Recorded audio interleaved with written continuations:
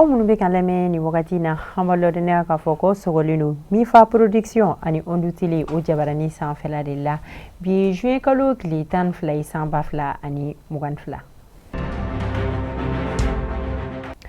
An ka kunnafoni kunfɔlɔ an b'o daminɛ ni an ka jamana ɲɛmɔgɔ ye Hasimu Goyita a ye jibɔn don 76 k'o bila ka taa Bamako ani a lamini ekɔliso yɔrɔ caman na walasa ekɔlidenw ni ekɔli karamɔgɔw bɛ se ka u mago ɲɛ ji la cogoya min na.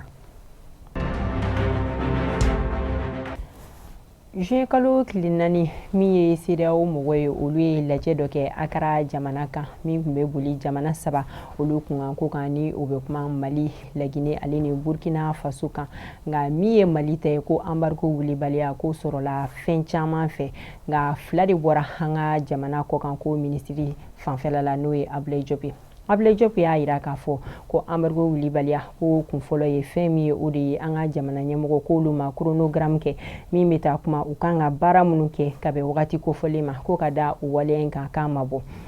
A filanan yɛrɛ fana ye min ye o de ye ko a kun ɲinina Mali fɛ ko ka jɛkulu dɔ sigi sen kan ni a bɛ f'o ma ko comité de suivi k'olu kun ka baara kun bɛ na ɲɛsin ni ka kiimɛli kɛ ko ka da ni waleya in fila kan ko embargo k'a ma se ka wuli ka bɔ Mali la. Furuku o bɛ Mali ale ni CEDEAO mɔgɔw ni ɲɔgɔn cɛ k'o da waleya dɔ kan min ye CEDEAO mɔgɔw kun y'a laɲini an ka jamana marabolo mɔgɔw fɛ ko ka kalo 16 walima kalo 18 ko k'o kɛ fanga la nka min ye Mali marabolo mɔgɔ ye o kun tɛ olu fɛla ko ye. O sen fɛ an ka jamana marabolo mɔgɔw olu ka kuma lasila ni o ye Colonel Ablaye Maiga ni dɔgɔkun na ale bɔra ka laseli dɔ kɛ o laseli min bɛ boli ko ka a daminɛ marsi kalo tɛmɛnen na ni o kɛra marsi kalo tile 26 san 2022 ko k'a daminɛ o wagati kofɔlen na k'an ka jamana camancɛ fanga mɔgɔw k'u ka baara daminɛna o de la k'u bɛ san 2 de kɛ fanga la wa k'u ka baara yɛrɛ k'o bɛna kuncɛ marsi kalo tile 26 la san 2024 k'u ka baara bɛna taa kuncɛ o wagati kofɔlen na. Ka da o hukumu kɔnɔna kan min ye CEDEAO mɔgɔ ye u ye lajɛ kura wɛrɛ boloda min bolodalen don juillet kalo tile 3 nata in kɔnɔna na ni Ala ka jɛ ye. Ni laseli min bɔra an ka Mali tunkaranke mɔgɔ olu ka ɲɛmɔgɔ fanfɛla la ni o ye Moritani jamana ye u ka ɲɛmɔgɔ ni a bɛ wele ko Isaka Traoré ale ni a baarakɛ ɲɔgɔn dɔ ni o ye Amadou Sow ni o sigiyɔrɔ bɛnnen don Nouakchott. O y'a jira k'a fɔ ko gɛlɛya camanba ko de bɛ an ka Mali tunkarankew kan ko kunfɔlɔ yɛrɛ ye min ye ko ni sufɛla sera nɛgɛ ɲɛ 19 wagati la ko sɛbɛn bɛ mɔgɔ minnu bolo kan ani a tɛ mɔgɔ minnu bolo k'u si de tɛ se ka bɔ k'a fɔ k'u bɛ yala Moritani dugu kɔnɔna na ko n'u bɔra ko min ye tenitigilakaw ye k'olu bɛ u minɛ k'u datugu ka tila ka wajibiya u kan k'u ka wari sara ka tila k'u gɛn tuguni ko ka segin ka na Mali la. A filanan fana ye min ye o de ye k'u tɛ se ka bɔ Nouakchott ko k'a fɔ k'u bɛ taa Moritani dafɛdugu jamana wɛrɛ la k'u bɛ taa baara kɛ ko ni u tagara u la tuguni ko ni waleya kelen de bɛ kɛ ko ka u sɛgɛrɛ k'u datugu kaso la ko ka tila k'u gɛn tuguni ka na Mali la. A sabanan o fana ye min ye k'an ka musolaka minnu bɛ yen ni olu bɛ taa baarakɛdenya la yen yɔrɔ la ko ni kalo sara k'u ka sara sɔrɔli ko gɛlɛya caman bɛ don u ko la k'u tɛ se ka u ka sara sɔrɔ ka bɛn a wagati kofɔlen ma. A naaninan dɔ fana ye min ye k'an ka maliyɛnden dɔw bɛ yen nɔ ko minnu minɛna k'u ka datugu kaso la k'a bɛ wagati jan bɔ wa dɔw yɛrɛ fana bɛ yen nɔ k'u kan ka bɔ wagati min na ko wagati kofɔlen ko o tɛmɛna nka k'u n'a ta bɛɛ lajɛlen k'u bɛ kaso la hali bi. Dɔwɛrɛ fana bɛ yen nɔ tuguni ko ni mɔgɔ bɛ fɛ ko ka na Mali la ka da fɛn dɔ kan ko sɛbɛn dɔ de kan ka di o mɔgɔ kofolen ma min bɛ se ka u yamaruya ka bɔ Moritani dugu kɔnɔ ka na u faso la nka ko sɛbɛn yɛrɛ fana sɔrɔli k'u bɛ se ka kalo 3 fo ka taa se kalo 4 ma ɲɔgɔn tɛgɛ ka se ka da sɛbɛn ninnu kan ko n'u nana an ka dancɛ fana na tuguni Mali yɛrɛ la ko gɛlɛya caman ko bɛ kɛ ko ka u sɛgɛrɛ ko ka da ni waleya ninnu kan k'u kun ye lajɛ dɔ kɛ min kun kɛra dɔgɔkun laban tɛmɛnen na ni u ye o kɛ Mali ambasadi yɛrɛ da la u ka lajɛ in kɔnɔna na ko ji ani kuran ko tigɛra u la nka ko n'a ta bɛɛ lajɛlen k'u sera ka u ka lajɛ kɛ k'u bɛ laɲini min kɛ an ka jamana ɲɛmɔgɔ fɛ o de ye k'u ka dɛmɛ don u kɔrɔ gɛlɛya minnu bɛ ka kɛ ka olu sɛgɛrɛ ko nin bɛ ka kɛ ka ɲɛsin maliyɛndenw dɔrɔn de ma ko nin tɛ ka ɲɛsin tunkaranke tɔw si ma ko ni maliyɛndenw tɛ k'u b'a ɲini an ka jamana ɲɛmɔgɔ fɛ ka dɛmɛ don u kɔrɔ walasa gɛlɛya minnu bɛ u kan u bɛ se ka ta ka bɔ u kan cogoya min na. Mɛ kalo tile 27 sɔgɔmada fɛ nɛgɛ ɲɛ 6 wagati la min y'an ka jamana tenitigilakaw ye Boni fanfɛla dɔ la ni ale bɛ Douanza u ka kɛrɛnkɛrɛnnenya la an kan bɛ yɔrɔ ma o ye Serma o tuguda yan fan ye an ka jamana tenitigilakaw u ye tatugu banbagaci 31 ɲɔgɔnna de la mɔgɔ 27 olu sɛbɛkɔrɔ jogina min dɔ yɛrɛ jogina o dɔ ye ko Musa Ima Jalo wa mɔgɔ 31 minnu ni olu sara o 31 na ko banbagaciw ka ɲɛmɔgɔ camanba ko de bɛ a la ni o dɔ ye ko Abu Yaya Salahin ko ni ale kun ye Katiba Serma o Emir ka dangan kun ye ale a filana ko Abdoulaye Ba ni dɔw b'a fɔ ma ko Abdul Fataha ko ni ale kun ye ɲɛmɔgɔba ye Ɲanki fanfɛla la a sabanan ko ye Diko Bukari Al-Aji Sayidu ko ni dɔw b'a ale wele ko Abdul Gafar ko ale ye logisticien banbagaciw ka fanfɛla la wa a nana fana ko ye Jalo Amadu ko ni dɔw b'a fɔ o ma ko Ali Musa da k'ale ye ɲɛmɔgɔba ye Katiba Serma la a duruna ko Sidi Ould Mohamed dit Abu Azma ko ale mɔgɔ ye min bɛ to ka u ka ɲɛmɔgɔ dɔ ko ka to k'o ta bolimafɛn na ko ni a bɛ fɔ ma ko Amza Alshigeti wa fana ko a ka baara ɲɛsinnen don min ye u ka kɛlɛkɛminɛnw ye ni o ye mugucilan ko ale ka baara ɲɛsinnen don ko ka to ka taa ni o ye guruma fanfɛla la k'o di banbagaci tɔw ma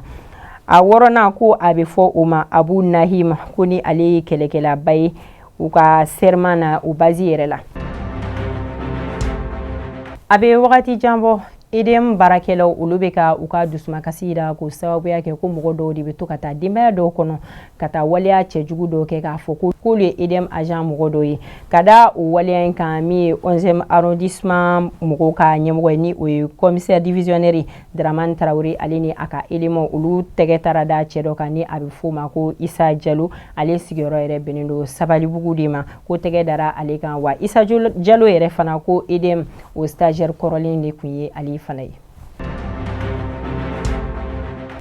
n'an bɔra an bɛ taga ɲɔndu ni ale bɛ Bankas mara la banbagaciw kun ye bagabagali dɔ kɛ ka yen ka mɔgɔw sɛgɛrɛ ni o de ye ko juin kalo tile 6 la san 2022 tileganfɛla fɛ nɛgɛ ɲɛ 14 wagati la ko kana mɔgɔ si de sɔrɔ u ka dugu la ni wagati kofɔlen na ka da o waleya in kan bibi na ku u bɛɛ lajɛlen bɔra u sigiyɔrɔ la wa hakili jiginna fana janvier kalo wagati la san 2019 ni o bɛnna janvier kalo tile 19 yɛrɛ ma ko bingali wale kɛra ka ni sigidala mɔgɔ ninnu ka olu sɛgɛrɛ ko ka mɔgɔ caman faga u ye yɔrɔ in na ka tila ka sow ani ka balo ka olu caman ko ka u jeni Jabali sigida dɔ bɛ yen nɔ ni a bɛ fɔ o ma ko Zitanga Amo mɛ kalo tile 30 la ni o kɛra wulafɛla fɛ nɛgɛ ɲɛ 16 wagati la an ka jamana tenitigilakaw u ka cɛsiri senfɛ u bolo tagara bɔ malo bɔrɔ 67 ɲɔgɔnna de kan minnu kun dogolen don banbagaci mɔgɔ fɛ u kun ye o minɛ sigida mɔgɔ dɔw la an ka jamana tenitigilakaw ka cɛsiri bolo u tɛgɛ taara bɔ o kan wa o senfɛ u ye tatugu banbagaci mɔgɔ 3 de la juin kalo tile 2 wulafɛla fɛ nɛgɛ ɲɛ 17 wagati la min ye sirabakan kasara dɔ ye o kɛra Gabakoro droit fanfɛla la o sirabakan kasara in yɛrɛ kɛra camion ben ale ni corbillard dɔ ale bɔtɔ kaburudo na sirabakan kasara in kɛra olu de ni ɲɔgɔn cɛ min yɛrɛ kɛra sababu ye mɔgɔ 11 olu jogina mɔgɔ 1 o tora a da fɛ n'an bɔra an bɛ taga san mara la Siyanso ale ni Somo ni ɲɔgɔn cɛ min ye sirabakan kasara o kɛra yen nɔ juin kalo tile 6 la san 2022 o kɛra yɔrɔ min na a bɛ fɔ o ma RN6 fanfɛla la